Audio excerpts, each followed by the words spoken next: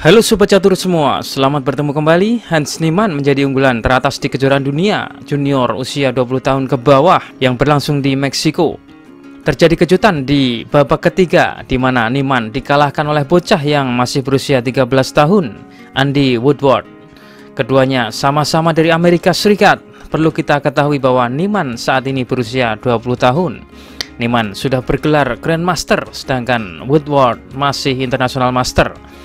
Bagaimana cara bocah ini mempecundangi Hans Niemann? Mari kita saksikan. Niemann memulai permainan dengan kuda F3. Woodward lalu memainkan kuda juga ke F6. Niemann C4 dan bocah 13 tahun ini memainkan G6. Bersiap melakukan langkah fianchetto gajah.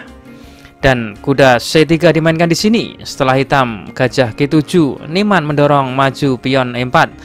Jika hitam sekarang bermain D6, maka putih akan memainkan D4, dan ini putih akan sangat dominan di pusat.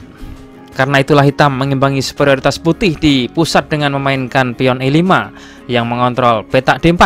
Tapi secara alami pion ini tidak terkawal dan bisa dipukul. Niemann memutuskan memukulnya dengan kuda. Pengorbanan pion hitam ini hanya bersifat sementara, karena setelah hitam rokade, kuda kembali dan benteng ke tengah. Benteng bersama kuda menyerang pion pusat putih. Jika putih membelanya dengan gajah ke D3, maka ini akan menutup perkembangan perwira lain. Karena itu D3 dimainkan putih di sini. Langkah ini sebenarnya cukup rakus untuk putih karena berusaha mempertahankan keunggulan pionnya.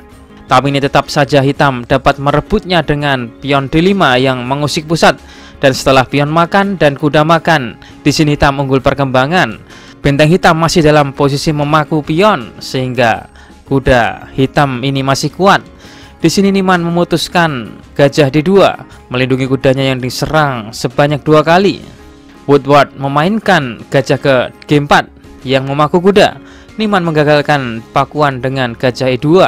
Di sini kuda hitam ke B4 yang menyerang pion sebanyak 2 kali, tapi kemudian gajah ke E3 yang membuka menteri untuk melindunginya.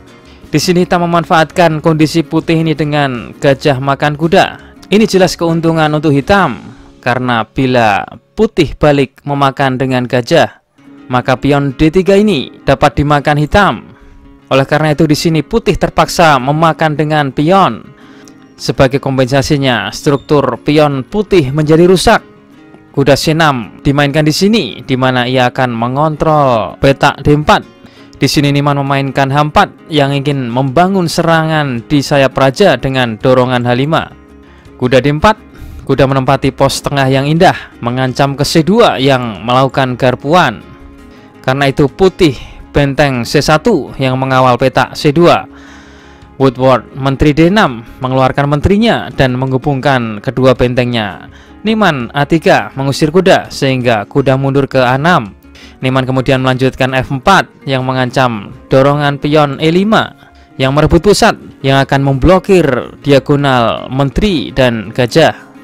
Woodward lalu memainkan bentengnya ke tengah masuk dalam permainan, dibalas putih B4 yang merebut petak C5 sehingga membuat kuda hitam ini menjadi pasif. C5 mencoba merobek pion dan di sini Niemann E5 yang menyerang menteri sehingga memaksa menteri mundur. Putih memutuskan memajukan pion B-nya agar membuat kuda hitam mundur pasif. Menteri A4 dan menteri ke-6, sentralisasi menteri yang dapat menyusup ke D5 atau ke F5. Pion hitam A7 ini memang gratis, tapi apabila putih tergoda memakannya, maka setelah kuda makan gajah dan kuda balik mengambil, hitam akan memanfaatkan tempo dengan memainkan menterinya ke D5, di mana langkah ini memiliki banyak manfaat. Sentralisasi menteri yang sangat vital. Menteri akan melindungi pion. Menteri mengancam benteng dan pion. Setelah itu hitam akan balik merebut, akan dominasi tengah.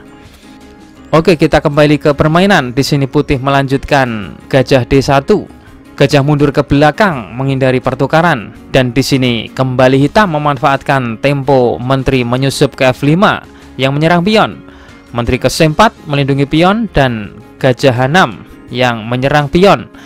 Hitam secara perlahan memperbaiki posisi dan mengambil inisiatif. Putih tidak bisa lagi mempertahankan pion ini sehingga ia memainkan kuda E4 yang bermaksud ke F6 untuk melakukan garpuan. Hitam gajah makan pion, tapi putih kuda ke F6, skak. Raja maju dan kuda makan benteng. Benteng lain merebutnya, kemudian menteri makan pion. Kuda mengambil pion, di posisi ini Niman rokade. Ia melakukan rokade di mana di depannya terhadap pion yang terlihat lemah. Hitam benteng makan pion, gajah makan kuda, kuda lain merebutnya, lalu menteri mengambilnya. Gajah hitam mengambil benteng, dan di posisi ini Niman benteng menekan benteng hitam yang sedang terpin. Gajah mundur melindunginya, tapi ini kemudian benteng ke-4 yang menyerang gajah. Menteri mundur menutup pin dengan ide apabila benteng mengambil gajah, maka benteng akan melakukan skak. Setelah itu mendapatkan menteri. Oleh karena itu di sini putih melanjutkan H5 yang merobek sayap, tapi hitam membiarkannya dengan benteng skak. Setelah raja bergeser, gajah menempati petak yang ditinggal benteng, mengancam menteri. Menteri terpaksa pergi, dan sayang sekali di posisi ini Niman melakukan kesalahan dengan menteri makan pion A7. Hitam secara cerdik memainkan B6 yang menutup diagonal menteri putih, menutup jalur mundur menteri putih, dan ini terbukti akan membuat menteri terpencil dari pusat pertempuran. Kemudian menteri ke A8, menteri putih berusaha memindahkan ke diagonal ini. Hitam membalas pion makan pion dan benteng ke E3, membuka diagonal menteri. Gajah H2 mengancam benteng masuk ke baris belakang. Dan meskipun putih dalam keadaan terdesak, tidak ada upaya bagi Niman untuk melakukan langkah bertahan. Sebaliknya, ia memainkan benteng E8 yang tetap memilih langkah ofensif. Dan inilah tipikal Hans Niemann yang ingin terus mendorong biji-bijinya maju. Benteng ini mengancam ke G8, dan setelah raja ke H6 dilanjutkan menteri ke F8. Ini akan menghasilkan pertukaran besar-besaran yang akan mengurangi tekanan terhadap putih. Oke, setelah hitam benteng skak dan raja naik, raja hitam bersembunyi ke H6. Gajah C2, menteri datang menyerang gajah. Benteng C8 melindungi, benteng skak dan raja ke F3. Menteri skak, raja G2, benteng skak, dan di posisi ini Niman menyerah. Apabila partai dilanjut, misalnya raja makan gajah, maka menteri makan pion. Setelah raja H3, maka menteri akan melakukan skakmat.